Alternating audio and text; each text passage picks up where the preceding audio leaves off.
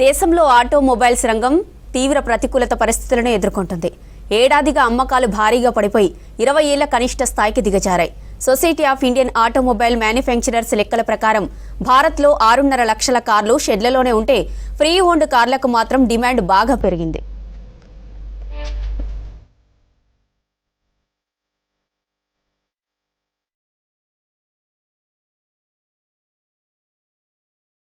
Indian automobile industry కష్టాల్లో ఉంది. వాహన విక్రయాల్లో ప్రపంచంలో 4వ అతిపెద్ద మార్కెట్ అయిన భారత్లో ఇటీవల కాలంలో సేల్స్ గణనీయంగా తగ్గి నిల్వలు పేరుకుపోతున్నాయి.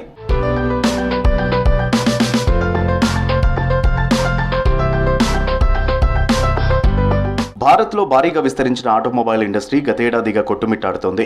అమ్మకాలు లేక ఎక్కడి కార్లు అక్కడే ఉన్నాయి. దేశవ్యాప్తంగా 6.5 లక్షల కార్లు షెడ్లలోనే ఉన్నాయి. ఇక దసరా, దీపావళి, న్యూ ఇయర్ వచ్చింది అంటేనే పెద్ద ఎత్తున కార్ల అమ్మకాలు ఉంటాయని వ్యాపార వర్గాలు అంచనా వేస్తుంటాయి. దీంతో చాలా కంపెనీలు కొత్త మోడల్స్ని మార్కెట్లోకి లాంచ్ చేస్తుంటాయి. అయితే ఈసారి మాత్రం కొనుగోలు లేకపోవడంతో ఆయా కంపెనీలు భారీ ఆఫర్లు ప్రకటించినా ఎలాంటి ఉపయోగం లేకపోయింది. అంటే మనకు లగ్జరీ కార్స్లో అంటే దాదాపు 25 నుంచి 30 లక్షల పైన ఉన్న కార్లకు ఏమాత్రం డిమాండ్ కూడా తగ్గలేదు. భారతదేశంలో మన ఆటోమొబైల్ మార్కెట్ కూడా ప్రధానంగా డిమాండ్ ఉండేది ఏంటంటే ఈ మిడిల్ సెగ్మెంటు లేదా బేసిక్ కార్స్కి. సో ఈ యొక్క పరిస్థితులను అర్థం చేసుకునే బడ్జెట్లో కూడా మనకు ఆశించిన స్థాయిలో కొన్ని ఉపశమనాలు వచ్చాయి.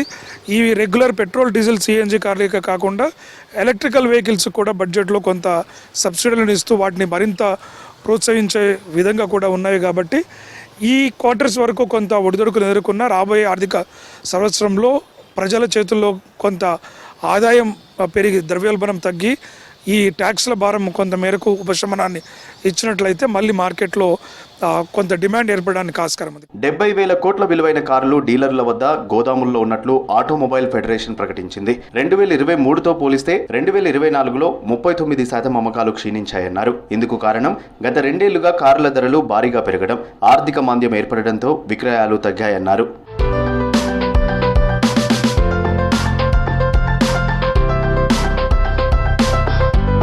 కోవిడ్ తర్వాత ప్రీ ఓన్డ్ కార్ల అమ్మకాలు విపరీతంగా పెరుగుతున్నాయి. ఫైనాన్షియల్గా కొత్త కారు కొనడానికి ఇబ్బందులుంటే మరి ఆలోచన లేకుండా ప్రీ ఓన్డ్ కార్లను కొనేస్తున్నారు.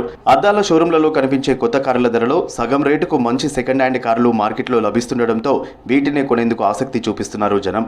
₹1,00,000 నుంచి 20 లక్షల వరకు, ఇక లగ్జరీ సెగ్మెంట్లో 20 లక్షల నుంచి ₹1,00,00,000 వరకు సెకండ్ హ్యాండ్ కార్లు మార్కెట్లో లభిస్తున్నాయి. కార్ల యొక్క ధరలు కూడా రోజు రోజుకు పెరుగుతున్నటువంటి ఈ జియో పాలిటిక్స్ నేపథ్యంలో ఇన్పుట్ కాస్ట్ కూడా పెరగడం, అంటే ఇంపోర్ట్స్ కూడా కొంత మన రూపీ వీకెన్ అయిపోవడంతో మనం ఇంపోర్ట్ చేసుకునే రా మెటీరియల్ కాస్ట్ పెరగడంతో కూడా ఈ కార్ల మ్యానుఫ్యాక్చరర్స్ కూడా సాధారణంగా ధరలు కూడా కొంత పెంచడం జరిగింది.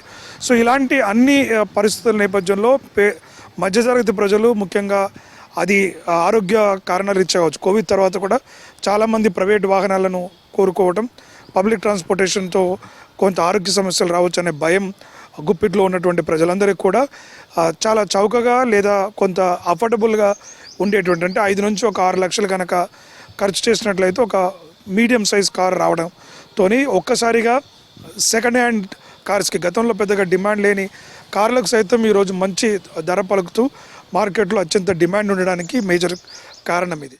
3 ఏళ్లుగా సెకండ్ హ్యాండ్ కార్ల బిజినెస్లోకి బడా కంపెనీలు కూడా ముందుకు వస్తున్నాయి. మారుతి సుజుకి కూడా ట్రూ వాల్యూ పేరుతో, Mahindra and Mahindra first choice పేరుతో సెకండ్ హ్యాండ్ కార్లను అమ్ముతున్నాయి.